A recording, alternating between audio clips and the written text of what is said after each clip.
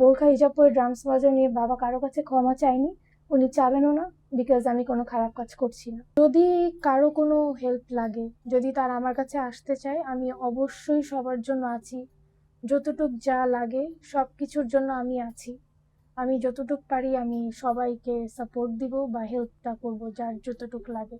আর যারা হচ্ছে সাহসটা পাচ্ছে না, আমি বলবো যে তারা একটু চেষ্টা করুক, তাদের যেটা শখ সেটা নিয়ে একটু অ্যাটলিস্ট ট্রাই করুক। আর মেইন জিনিস হচ্ছে সবার ফ্যামিলি সাপোর্ট থাকে না। ফ্যামিলি একটু ম্যানেজ করে যদি একটু ফ্যামিলি সাপোর্টটা দেওয়া যায়, আর যদি তারা আমার কাছে আসে, আমি তাদের যতটুকু হেল্প দরকার করবো।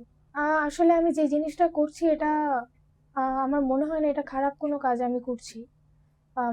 মেবি 2 দিন আগে আমার বাবার একটা ফ্রেন্ড বাবার ইন্টারভিউ নেয়। আমার বাবার হচ্ছে সবাই ইন্টারভিউ নিতে চাচ্ছিল ওনার, বাট বাবা কাউকে কোনো ইন্টারভিউ দেননি।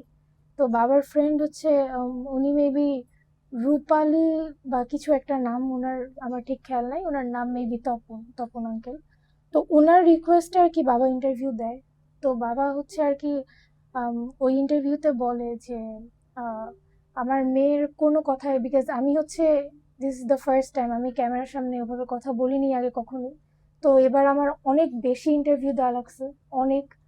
তো অনেক কথা বলেছি আমি ক্যামেরার সামনে, যদি আমার কথায় কেউ কোনো কষ্ট পেয়ে থাকে, যার কারণে আর কি আমার বাবা বলে যে আমার মেয়ের কোনো কথায় যদি কেউ কষ্ট পেয়ে থাকে তার জন্য আমি সরি, এভাবে আর কি বলে জিনিসটা।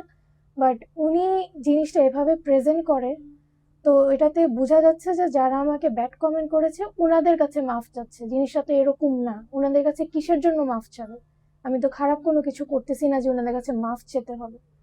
তো জিনিসটা আসলে এভাবে বলা হয়। তো আসলে ক্ষতি করার জন্য বাইরের মানুষের কাছে যাওয়া লাগে না, নিজের আপন মানুষ বা ঘরের লোকই এনাফ ক্ষতি করার জন্য।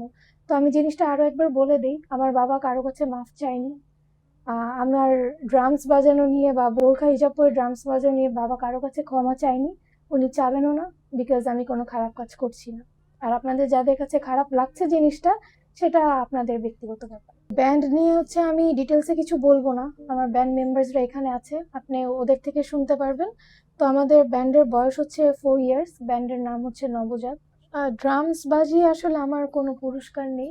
আমার যদি বলেন যে ড্রামস বাজিয়ে পুরস্কার কোন জিনিসটা, সেটা হচ্ছে আমি এখন বলবো যে এই যে আমার জিনিসটা প্রচার হলো সবার কাছে, আমি মানুষের থেকে যে ভালোবাসাটা পাচ্ছি। যেমন কালকে আমার একটা প্রোগ্রাম ছিল যমুনা টিভিতে পলাশ ভাইয়ার সাথে, তো এটা আমার জন্য একটা গিফট বা এটা একটা পুরস্কার বলা যায়। তো এগুলো হচ্ছে আমার ড্রামস বাজানোর গিফট। আর আপনি নিচে আমার বাসায় যেগুলো দেখেছেন ওগুলো সব খেলাধুলার, ব্যাডমিন্টন আর ফুটবল খেলার। যে এটা পসিবল হয়েছে এটাও আমার বাবার জন্য। বাবা আমাকে গাড়ি চালানো শেখায়, বাইক চালানোও শেখায়। এই দুইটা খুবই নর্মাল, এটা অনেকেই পারে। এরপরে হচ্ছে সে আমাকে বাস চালানোও শেখায়, ট্রাক চালানোও শেখায়। আমি হচ্ছে লাস্ট ইয়ার 25-এ হজ করি। হজের কারণেই হচ্ছে আমার সবকিছু আগের মতো ছিল, জাস্ট হজের জন্য শুধু আমি বোরখা হিজাব না একটু চেষ্টা করি পর্দাটা করার। তো এই জিনিসটাই খালি নতুন, আমি পর্দা করছি, বাকি সব আমি একদম ছোট থেকে করি। তো আমি হচ্ছে ভাইরাল হতে আসিনি, সোশ্যাল মিডিয়াতে আমি আসতেও চাইনি। আমি অনেক ছোট থেকে মিউজিক করি বা আরো এক্সট্রা আদার যা যা আছে সবকিছু আমি একদম ছোট থেকেই করি।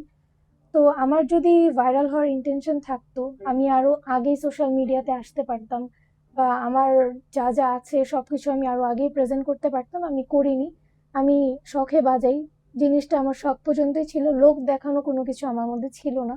তো জিনিসটা আসলে হঠাৎ করে ভাইরাল হয়ে যায়। তো এখন আসলে আমি সবাইকে খুশি করতে পারবো না, কেউ খুশি থাকবে কেউ থাকবে না, এটাই নর্মাল। তো আপনারা যারা আমাকে সাপোর্ট করছেন তারা সবাই আমার জন্য দোয়া করবেন। আর যারা নেগেটিভ কমেন্ট করছেন তারা আরো বেশি করে যান, আমার কোনো আপত্তি নেই, করতে পারেন আপনার।